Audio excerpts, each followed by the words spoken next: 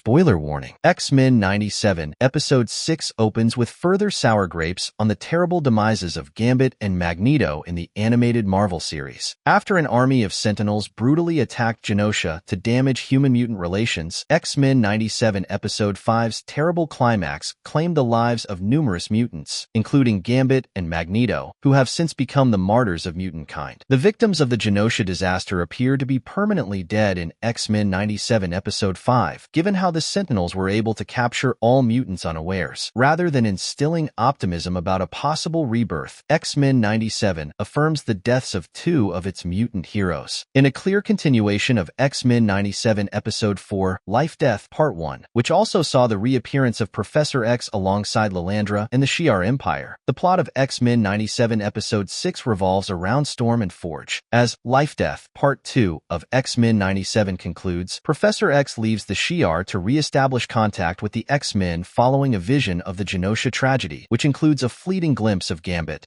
Will you at least consider Earth? I will.